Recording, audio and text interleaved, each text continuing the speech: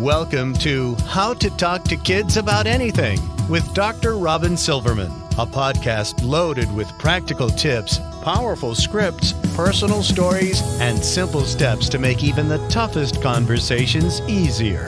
So get ready to get the information you need to make the impact you want from someone you trust, your friend, parenting expert, Dr. Robyn Silverman.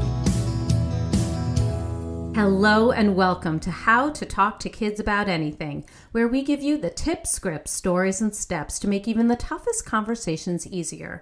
I'm so honored to be your host, Dr. Robyn Silverman, child and teen development specialist, author, and speaker, and most importantly, parent of two great kids who give me the opportunity to love, learn, and grow every single day, whether I want to or not. Believe me, I get it. It's not always easy, but we're in this together and we have some great people helping us along the way.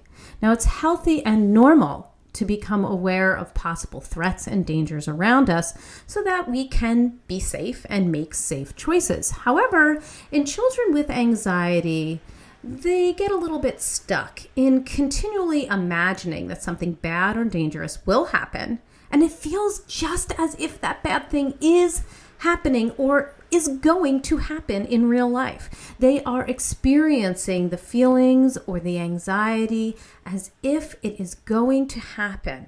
They focus on what they truly believe are the negative outcomes that have a large likelihood in their head of occurring and place high value on those negative outcomes, while at the same time placing very low value and the likelihood of positive outcomes happening like very low down on the list. And they are not taking the risks and doing the thing that scares them. Parenting an anxious child means facing constant challenges and questions. When should parents step up and step in and help their child deal with these fears, or take away the likelihood of those fears by avoiding the thing that scares their child?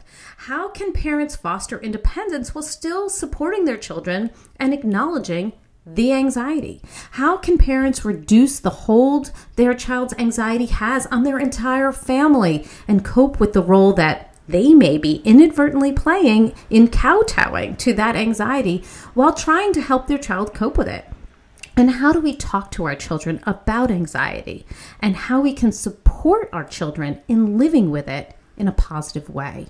For this conversation, I will be talking together with Professor Eli Lebowitz. Professor Lebowitz studies and treats childhood and adolescent anxiety and is the director of the Program for Anxiety Disorders at Yale University's Child Study Center.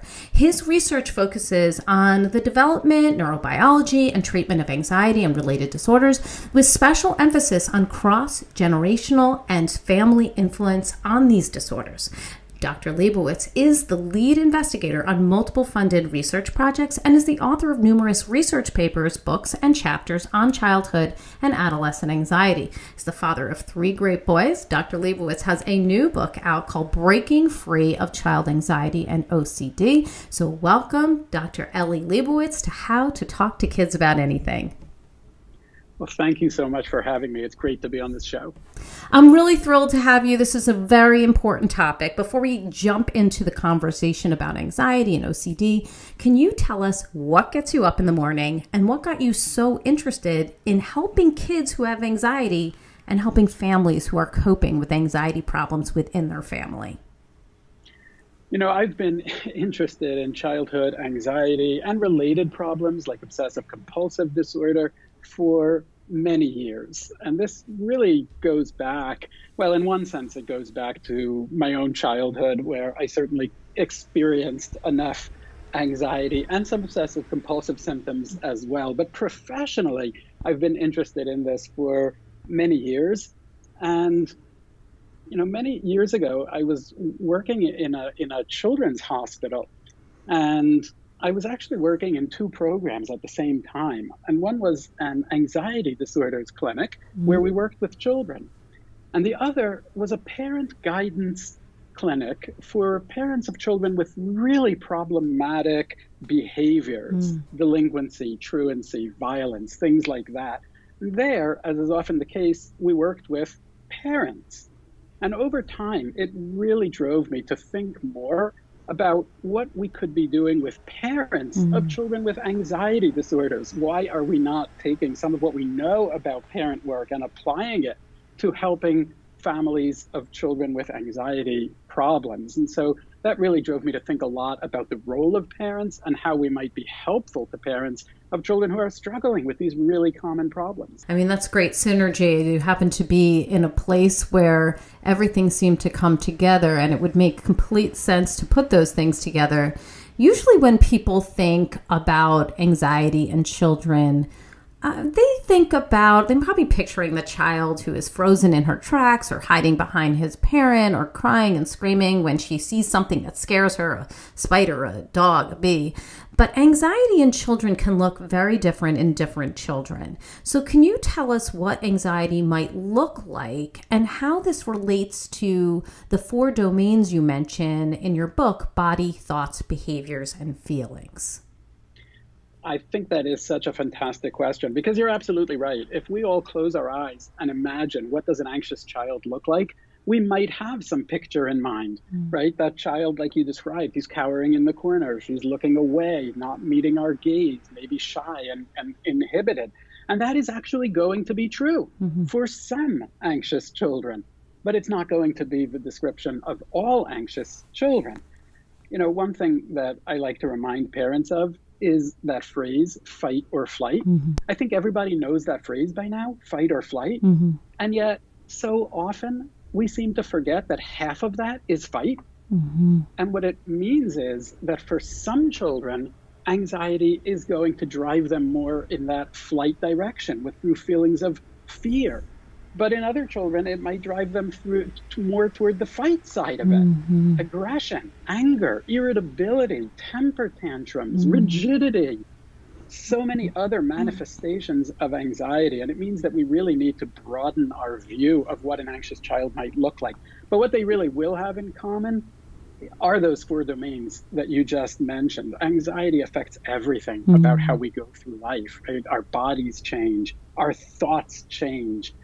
Our behavior, of course, changes when we're anxious, and our feelings change. You know, and so often we think of the feelings part only as that fear feeling, but it's also those anger feelings, and it's also the feelings we don't have when we're anxious, like feeling happy, excited, or motivated, or curious. Anxiety can look really different in different children. But getting good at noticing it and detecting it means that we can get so much better at getting the help that children need.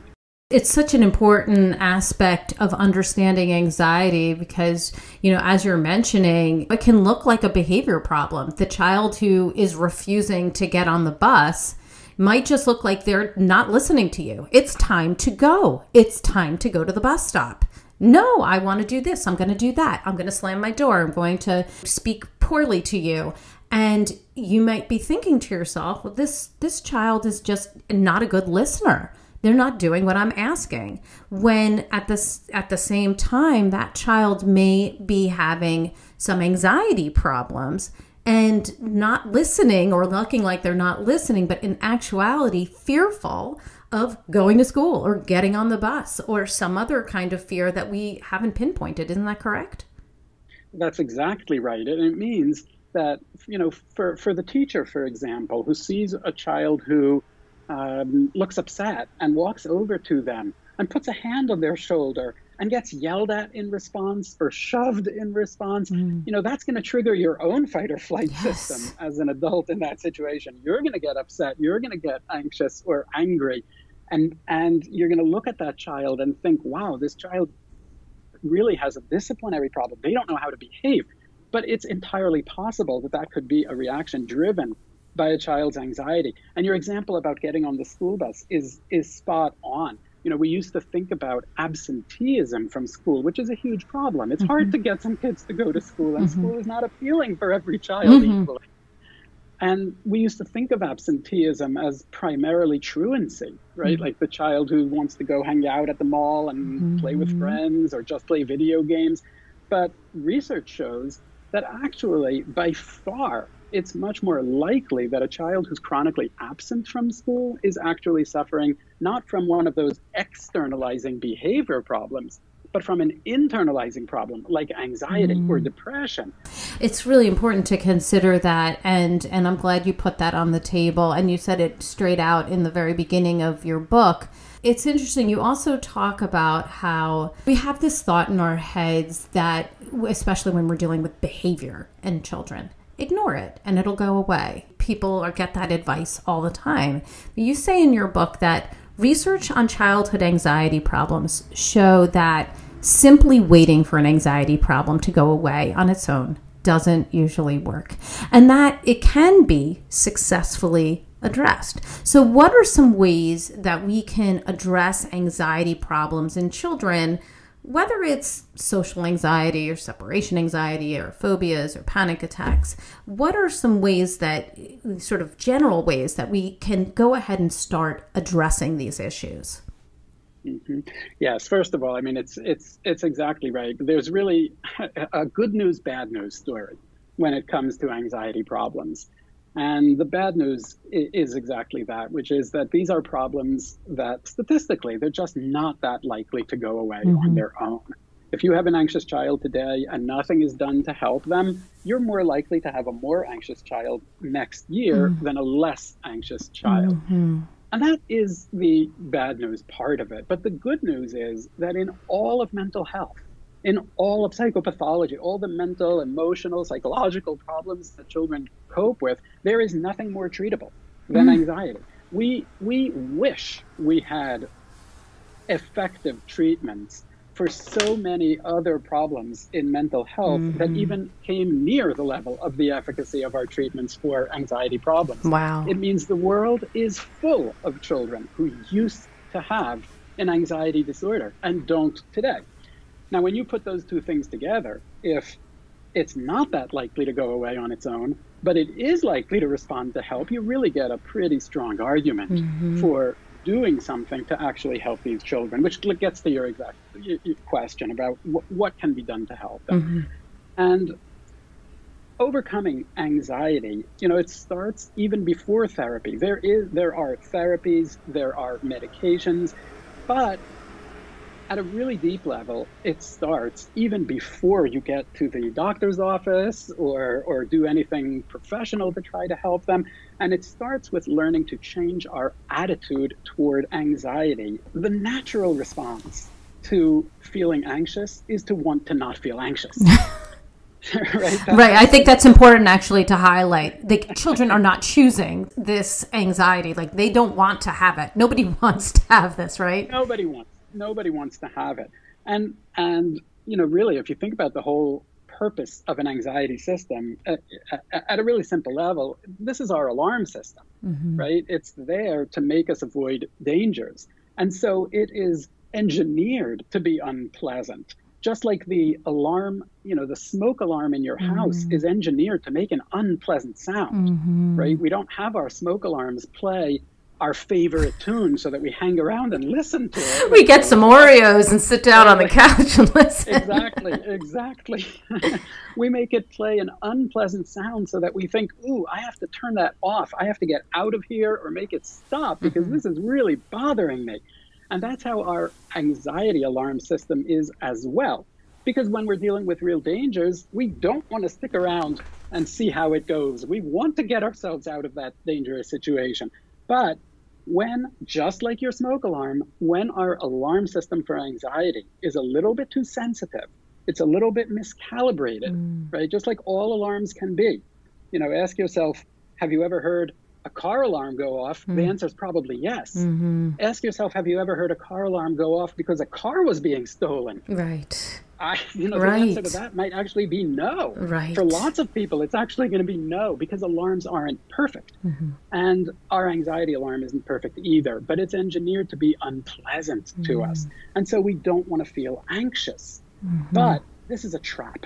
And that's what I mean by we have to learn to change our attitude toward anxiety. If we make it our goal to not feel anxious, to always stay away from the things that trigger our anxiety, we are dooming ourselves to more anxiety. And the same is true for a parent and a child. If I make it my goal, which sounds like such a reasonable goal, to help my child never feel anxious. I mean, what a beautiful thing in theory, right? If only we could, help our kids go through life without those unpleasant feelings of anxiety. But if I make it my goal, what am I teaching my child? I'm teaching them you need to do everything to not feel anxious. Anxiety is dangerous. It's awful. It's terrible. It's a disaster. And you need to always do your best to stay away from it. And we're teaching the child to always avoid, to never feel safe and confident. And so changing that attitude to one that says, I can handle feelings of anxiety. It sucks. It's uncomfortable. I don't love it. But it's going to go away, and I'm still going to be okay afterward. I'm still going to be there, and the sun's still going to rise, and my parents are still going to be around, and we'll be fine. Having that basic attitude of it's okay to be anxious sometimes is maybe the most important thing for an anxious child. And it's maybe the biggest gift that a parent can give a child who's vulnerable to anxiety, just knowing that they can cope with that and handle it and still be okay. And making sure that they know your attitude about anxiety is really important then. It's not something that you should, just gloss over, not talk about, keep to yourself, because when a child understands your confidence, and we'll talk about that later, but when they understand that you get it, that it sucks, but that also that we can do these hard things together, and you can do it on your own, and I sometimes have to deal with it too, and I'm anxious about certain things, and I don't really like talking in front of people, but I have to do it for work or whatever it is, that they are able to see that it's not something that, it's just for children. It's all the time. This is one of those kind of life skills that we have to deal with sucky things and do them anyway. Obviously, for the child who has anxiety, it's more of an issue, but everybody must face hard things at some time in life.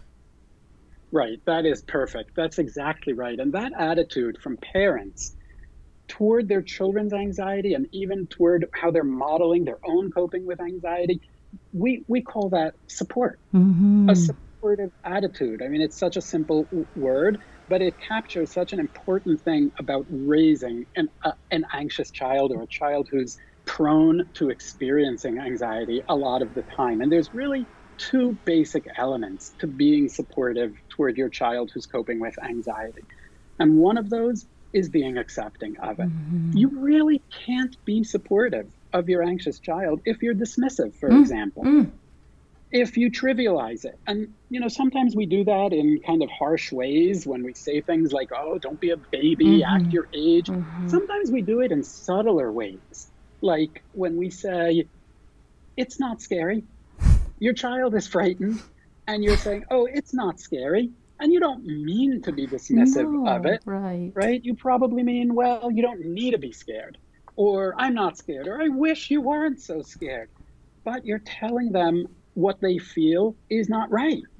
It's either not genuine, or it's in some way just wrong and not really acceptable. So we start being supportive with acceptance, which can be as simple as saying to your child, I get it. I see this is hard for you. I know that this is scary for you. You won't make your child more anxious by acknowledging the fact that they are.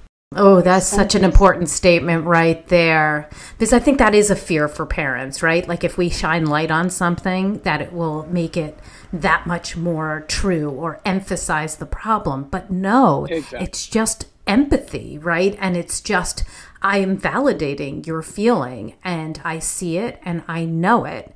And when we validate the feeling, the kid is not sitting there trying to convince us of it the entire time.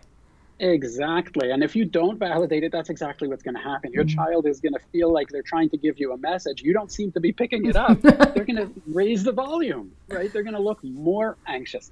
That is a fear that some parents have. If I admit it, if I acknowledge it, then, it's just going to get worse. That's not what happens. Right. When we validate emotions, they tend to get lower, not more powerful. Yes. And once you're doing that acceptance, you're halfway to support.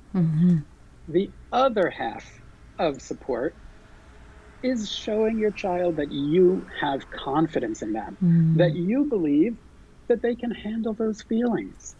Look, they're going to have to handle the feelings, Mm-hmm. whether you want them to or not, whether you wish it or like it or not. A child who's vulnerable to anxiety is going to go through life experiencing anxiety, Mm-hmm. maybe more than other kids. Mm-hmm. And when they're an adult, they're likely to still have some of that vulnerability to anxiety. The last thing you really want to teach that child is, well, you're going to have all this anxiety in your life, and sadly, you can't cope with it. Right? That seems like a really depressing message. That's a terrible message.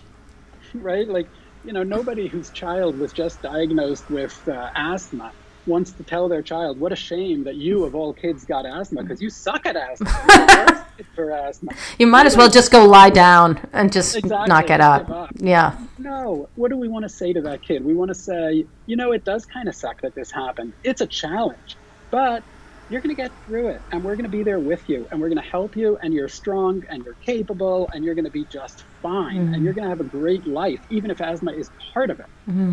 Mm-hmm. And this is the same. We don't want to be conveying to a child, well, you have this vulnerability to anxiety, and it's a shame because you can't handle it. So confidence means you can handle it.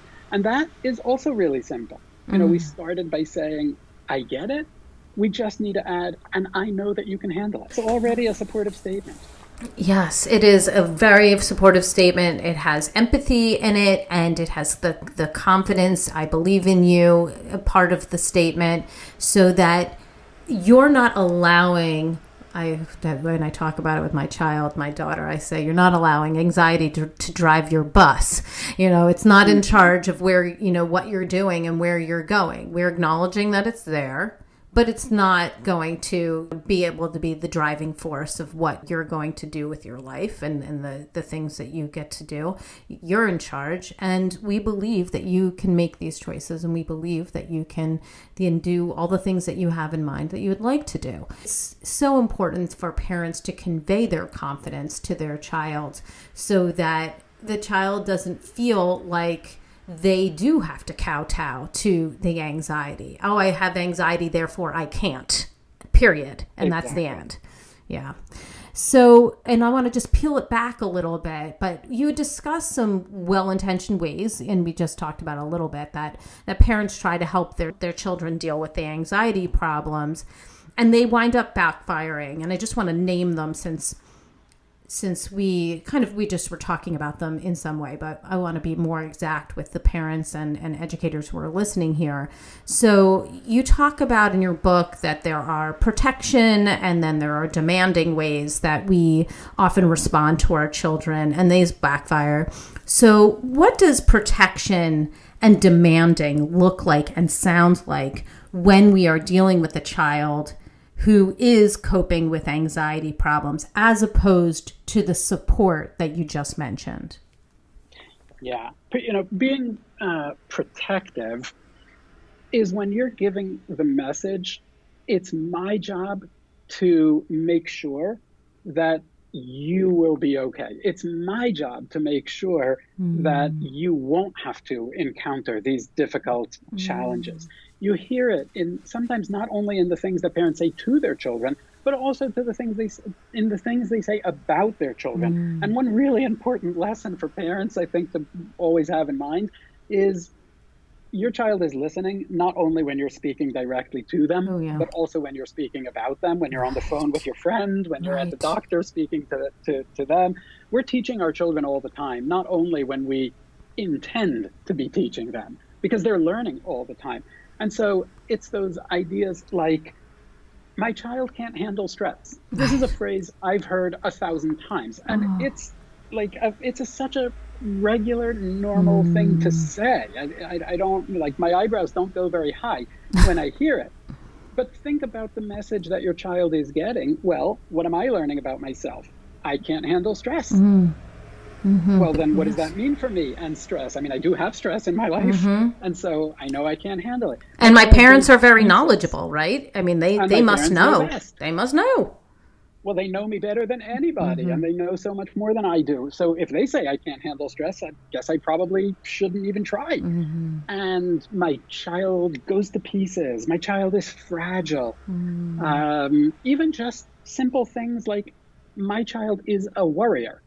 right? Which is true. It's not, I'm not even arguing that it's not correct. Like lots of children are warriors. But now we're defining this child as like, this is who they are, as opposed to my child is strong and handles his worries, right? That's a completely different message. I like to say to parents, remember that you're the mirror that your child is looking into, and they're seeing who they are.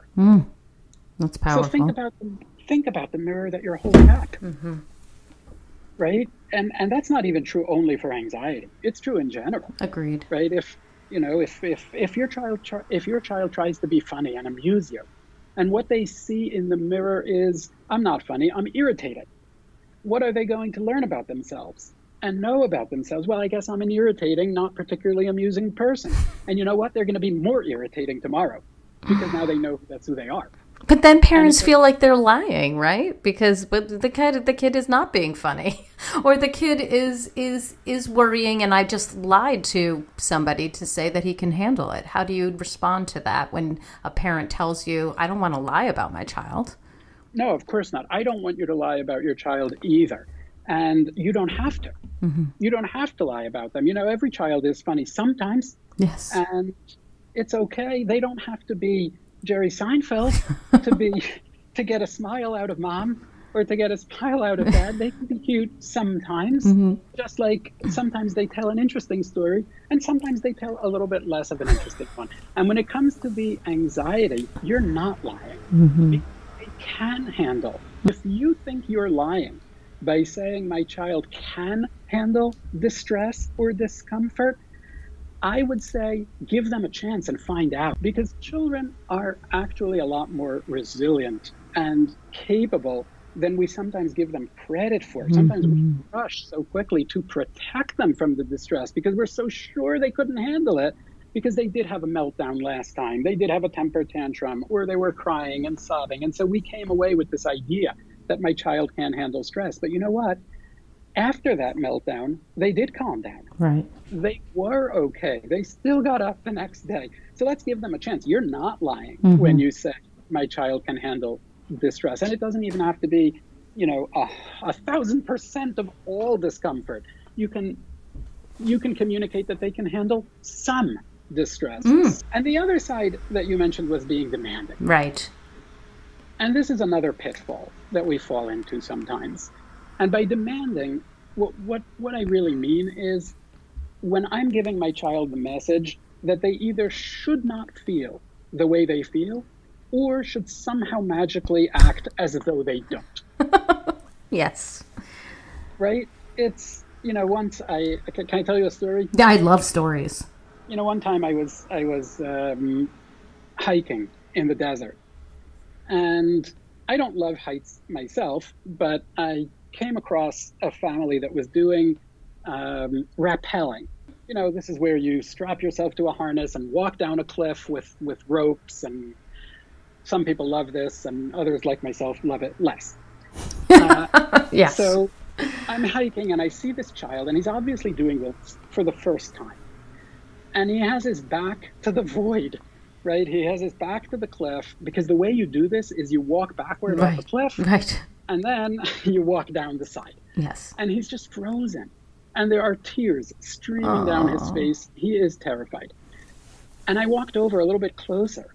And what I discovered when I got closer to the edge is that dangling upside down about 10, 15 feet below is his dad.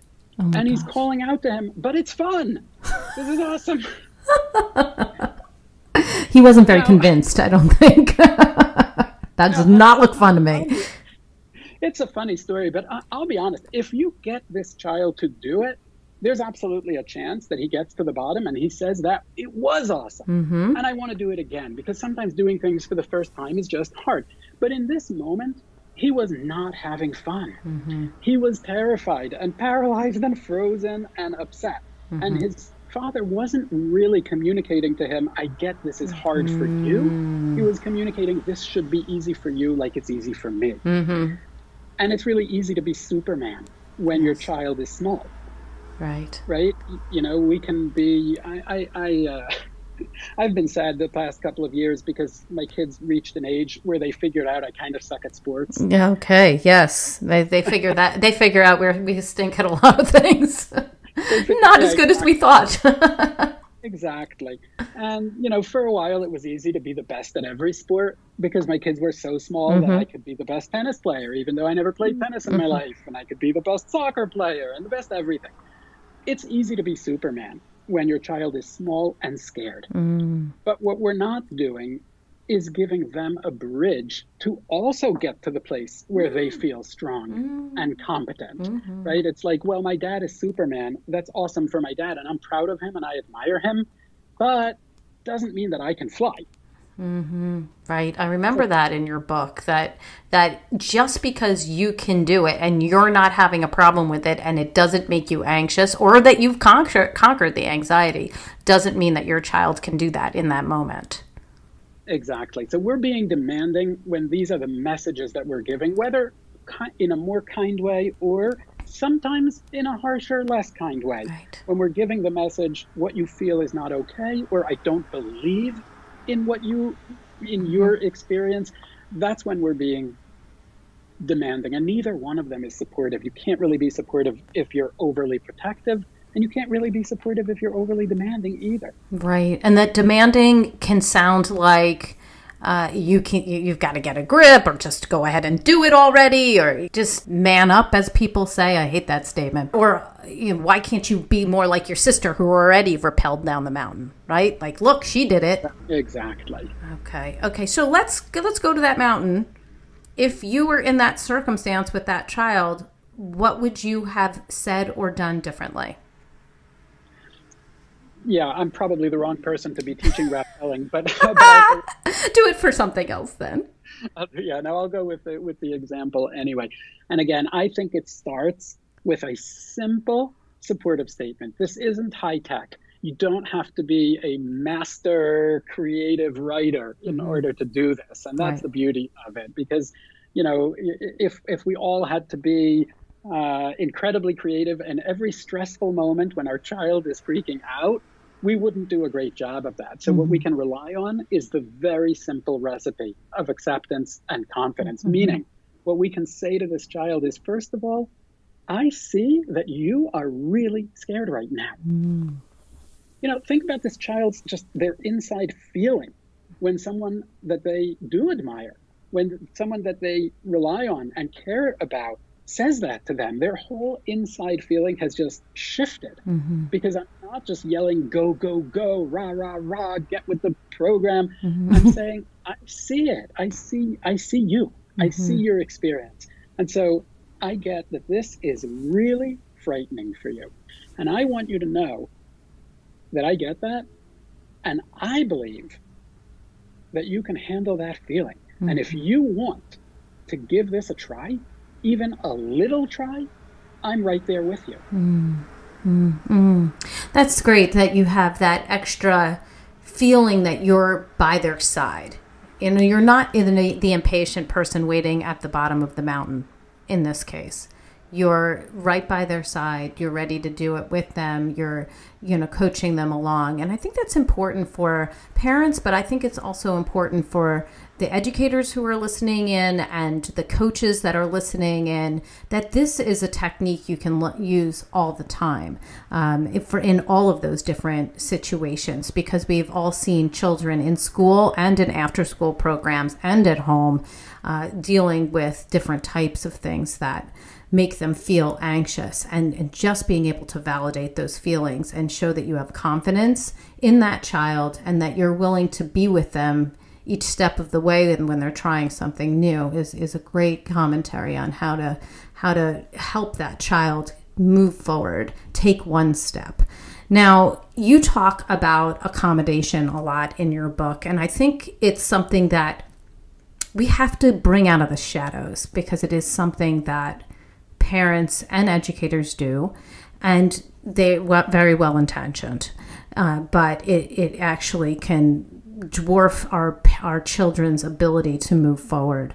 So we are talking about, when we're talking about accommodations, typically in a lot of the language we're talking about for school, we're like, oh, accommodations, these are great. These are, our ability to, help those children who are struggling in school by allowing them to sit in front of the class or have the ability to go to a quiet room or extra time on tests. Those are the helpful accommodations that we're talking about. But there are also detrimental accommodations that you highlight in your book, and they do relate to children with anxiety problems. So tell us what parent or family accommodations might look like in children with social anxiety or separation anxiety or phobias or OCD, any of those, that are actually something we need to be aware of so that we stop doing them, or at least peel back some of the layers over time. Yeah, this is a really important question. And accommodation is one of the biggest topics right now in childhood anxiety research and treatment over the past, not even a decade really, since we've really started focusing on this in a big way, in a systematic way. But in these past, half a decade, it's really become one of the hottest topics in childhood anxiety research and treatment. And what accommodation really means is all of those different ways that parents and others, but we're often talking about parents, are changing their own behavior to help their child avoid feeling anxious, to help them feel less anxious when they are anxious. And these are well-intentioned behaviors, right? Nobody wants their child to suffer.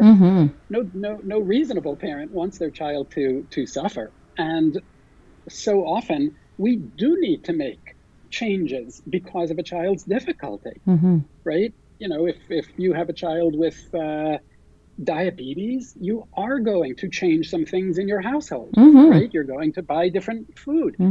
Or if you have a child with allergies, you're going to make some accommodations to that, and you should. Right. But when it comes to anxiety, these accommodations, even though they are well-intentioned, I'm trying to help my child feel better. And honestly, I'm also trying to get through the day. Honestly, yeah, that's true. I have other kids that have to get to school and to sleep, and I have to get to work, and we all have to get through the day. Right. And there's a lot of pressures on parents to keep things moving along.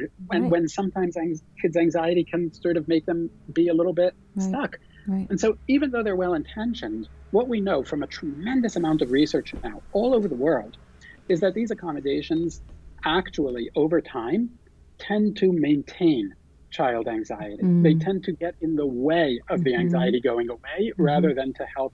Let me give an example, because I think it's a good word, but it's still a little bit vague if you just say accommodations. Sure. But we could take any child anxiety symptom and think about how that's going to impact a parent's behavior through accommodation. Maybe you have a child with separation anxiety, for example. They feel scared when you're not nearby. You're likely to be accommodating. Right. Maybe you don't go out in the evening. Maybe you sleep next to them at night. I just remember we've always had a dog, and I remember having a family call me and say, I know we're coming over today and you have a dog. Can you put the dog in a separate room so that my child doesn't have to see your dog?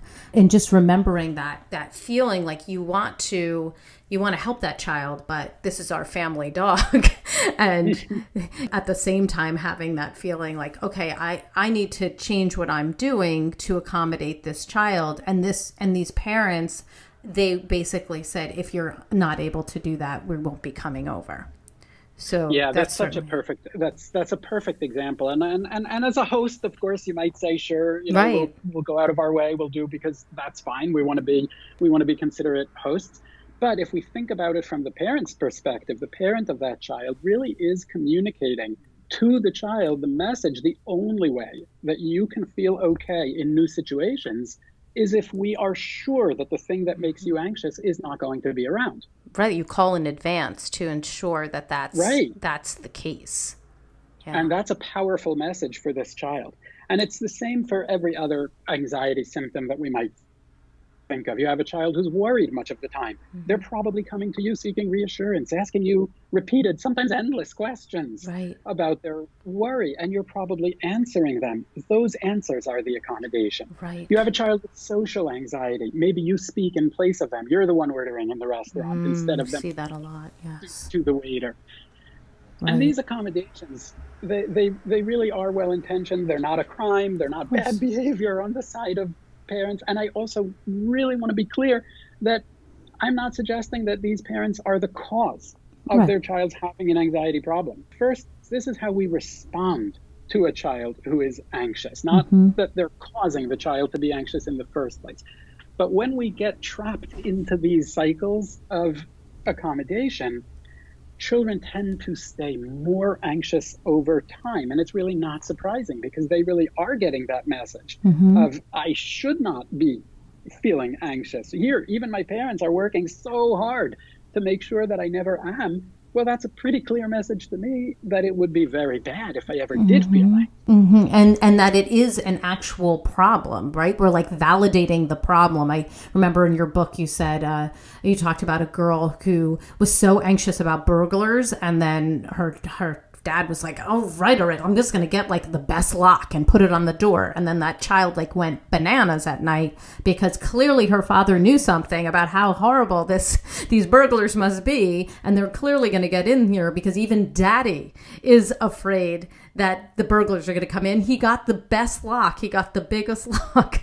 And you just go, oh, right. Or the child who won't go upstairs by themselves. And we certainly had that in our house for a while, that they're too nervous to go upstairs or downstairs by themselves. And so the parent goes with them, or the other sibling goes with them, so that they have the company, and then you can get through your day, and then you can get out to school or whatever it might be.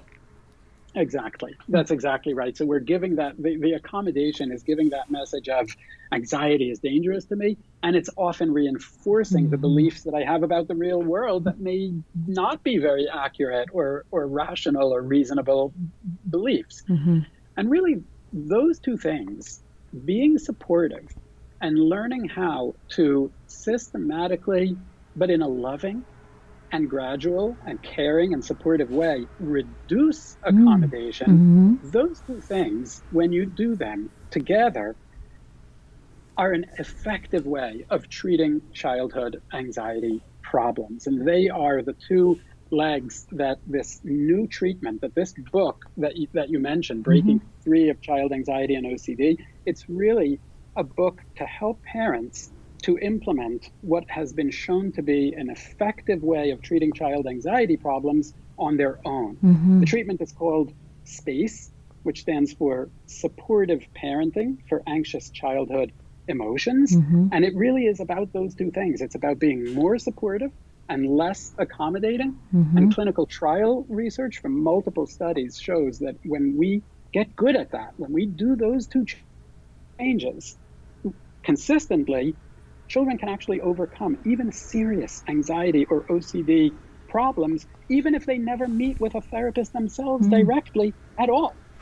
And you talk about this idea of mapping out your accommodations and then making a plan, right? That there's a plan that you can make so that you write it down and you are very clear as to what the issues are, what the accommodations are, and then, you know, for that child who won't go upstairs by themselves, now you're making the choice that, okay, now I'm not going to go upstairs with them anymore, but here is what I will do, because peeling back every single thing that you're doing all at once may not be the best answer. So you're peeling it back, but you have like a specific plan. Can you tell us more about the mapping and the planning so that people can reduce the accommodations that they're doing? Yes, and it's really important. You know, if we were to try to just say, all right, I heard a podcast and now I know that accommodation is not helpful over time, and so no more accommodation ever. That would be unlikely to work. That is, you know, it's a nice slogan, right? Like no more accommodation, no more climate change. That's a great program or a great slogan, but you don't solve climate change with a slogan, No. and you also don't solve child anxiety disorders with a slogan. You need practical tools, and you need practical plans, and you need to do it in a step-by-step fashion. Honestly, even if you were to be successful at just stopping all your accommodations all at once, that would be pretty overwhelming for your child. And I don't think that it would be better. So we start with that mapping, which means just thinking over your entire day, right? Like just take 10 minutes or an hour maybe, and take a pencil and a paper and just think about your day, starting from the morning. You know, maybe I'm waking up earlier in the morning than I otherwise would be because I have to accommodate my child. Maybe they're so scared about being late to school that I'm leaving the house half an hour early so that they can be there long before the bell even rings, for example. Maybe I'm picking their clothes for them and we're going through 20 minutes of like, no, this is not perfect enough. This is not perfect enough. And I'm getting up early for that. And think about meal times, breakfast. Am I making special foods? Am I serving them in special ways? Am I staying near them when I really should be doing something else during this time, like getting myself ready for work? And school time. Am I texting with my child during school? And the afternoon, extracurriculars. Do I not? Maybe I stay with them at all of their extracurriculars or play dates because they're anxious about being alone. And the evening time and bedtimes, nighttime rituals, sleeping next to you at night. Right. So thinking through your whole day and just writing down in a non-judgmental, not critical. This isn't a confession. Right. You've not done something wrong. All you've done is tried to help your child feel better. Of right. course. That's your big crime. So in a non-judgmental and non-critical way, just thinking about what are the things that I do differently because this child is anxious, and how often do I do them? And that's what gives you your accommodation map. And then once you have that, you can go to that next step. You can make a plan for one specific accommodation. Don't try to do everything at once, but pick one thing, one part of the day, one particular behavior. Try to pick something that happens pretty frequently. So you'll have lots of times to practice it, and your kid will have lots of times to get used to the change. And then another really important step is letting your child know we never do this by surprise. Right. We don't just suddenly change our behavior and leave the kid feeling confused and upset and wondering what's going on. We tell them in a really loving, supportive way that I'm going to be doing this differently because I realize that I've not been helping you in the best way. And I care about you so much that I'm going to be doing this differently to help you. And I know it will be hard, but I also know that you can handle it. There it is again.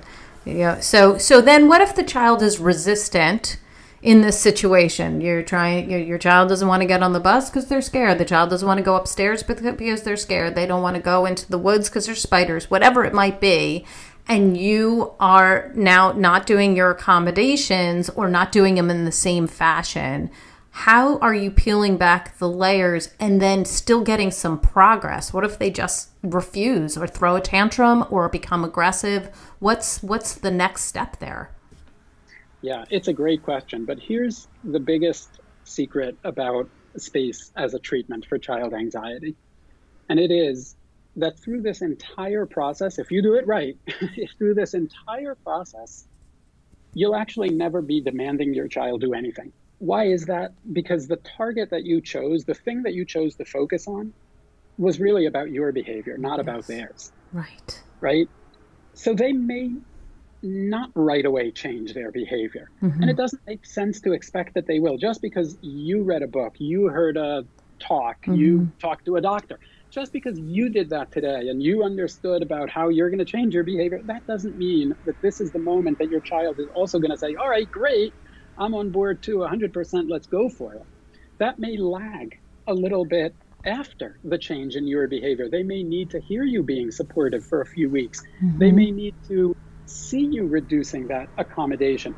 Take that example of the child who doesn't order at the restaurant, and we've been ordering for them forever because that's just how we do it, right? Yeah. And maybe we chose that as our target accommodation. That doesn't mean that the next time you're all going out to eat, your child is going to speak to the waiter. Right. It doesn't make sense to think that the very first time that you change your behavior, they're immediately going to change theirs. But if you're doing it right, then your plan wasn't starting tomorrow, my child orders for himself. That's a plan that you don't really have control over, right? We don't really get to decide what the child is going to do. But if I made my plan, I'm not going to order for them. And I'm going to accept that maybe they'll order this time, maybe they'll order next time, maybe it'll be in 3 times. I don't know. But I'm going to accept that I don't have control over that.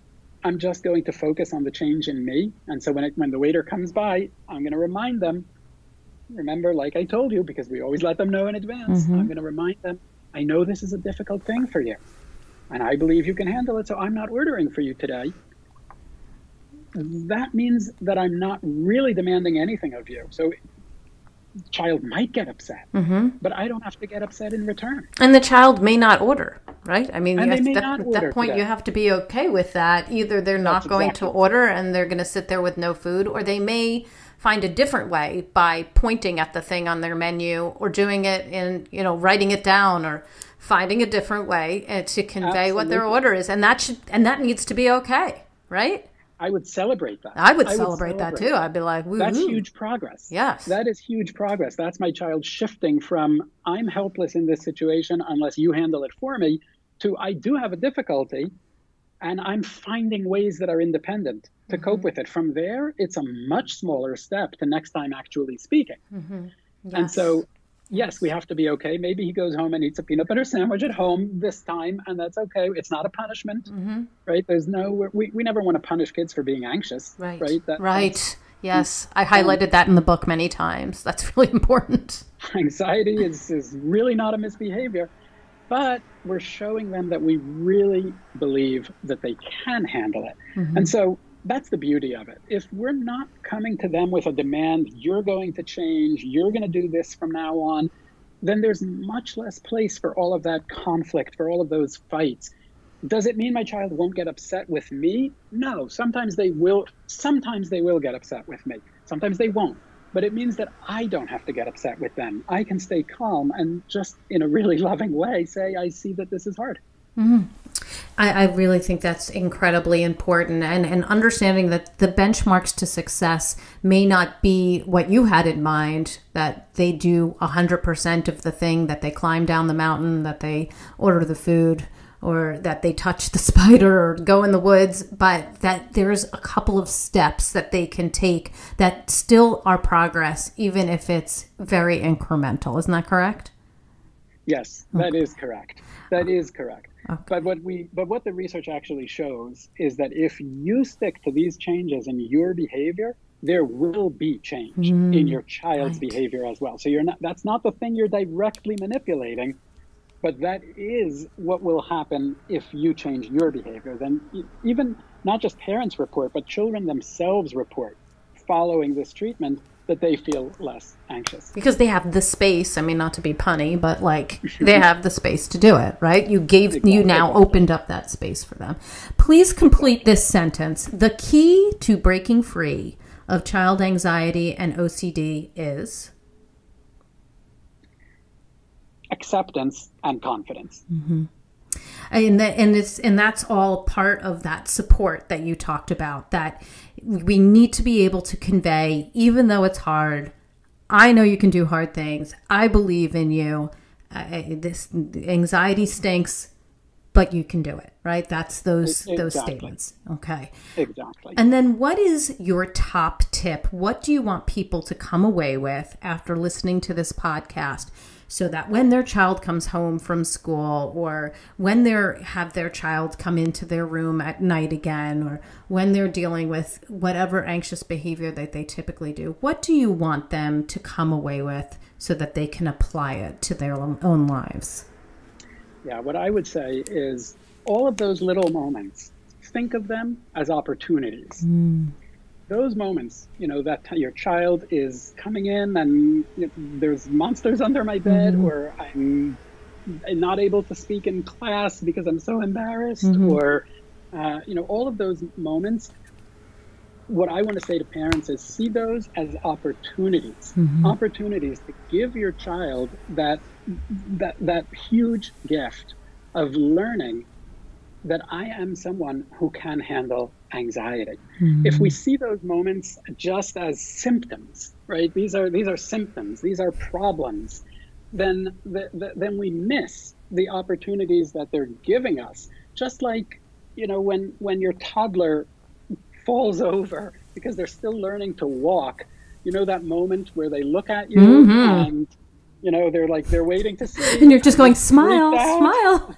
Right, exactly. Fine. You're like smiling, grit your teeth and smile because that they're watching and they're learning. And if you do smile calmly, they're going to be up and walking and playing in no time. Right. And if you look horrified, then they're going to be crying for the next 20 minutes. You are absolutely right. They're giving you an opportunity to teach them something about life and about themselves. So that's what I would say is think of those moments as opportunities, and you can capitalize on those opportunities rather than just feeling sorry that your child has to experience these symptoms. Excellent. Give us the resource of the week. Where can we go to get more information about you and your book and the work that you're doing? Yeah, well, I would point to the website, spacetreatment.net. Okay. Spacetreatment.net. It has a lot of resources for professionals and a lot of resources for parents, including forums for communicating with other, both professional and lay forums, and many resources, videos, books, etc. All right. And I will have that link in my show notes, and I'll have the book in my show notes. So anybody who's driving and listening to this or running and listening to this, don't worry, we've got it all covered. And I just want to thank you so much, Dr. Lebowitz, for your insight and your strategies, how you explain anxiety and help us to understand that we do have some control in helping our children who are dealing with anxiety problems. I think it's been such a great conversation and such a helpful one to put some control in the hands of the parents and say, we get that this sucks for you also, parents, but that we can do something about it. And here are some tools. So thank you very much for being on the show today. Well, thank you so very much for having me. Well, I've got my takeaways, and sweet friends, I know you have yours. So let's discuss them. Come up on Facebook. You can go to the Dr. Robyn Silverman page, or let's chat about it at drrobynsilverman.com or twitter.com/Dr. Robyn. I'm also on Instagram under Dr. Robyn Silverman. I'll be going back and forth with Dr. Lebowitz and highlighting some of the great things that he said through memes so that we can share them. He's said so many wonderful things, and I think it is important to share these. And if you love this podcast like I did, I hope you'll go up to iTunes and rate and review it so other people can learn about Dr. Lebowitz and all the great strategies that he provided so that they can use them in their schools and their homes and in their gyms. I truly appreciate it. I can't tell you how much these reviews mean to me. You've given me so many wonderful 5-star reviews, and I just can't tell you how much they mean to me. Thank you. That's all the time we have for today, my fellow parents, leaders, and educators.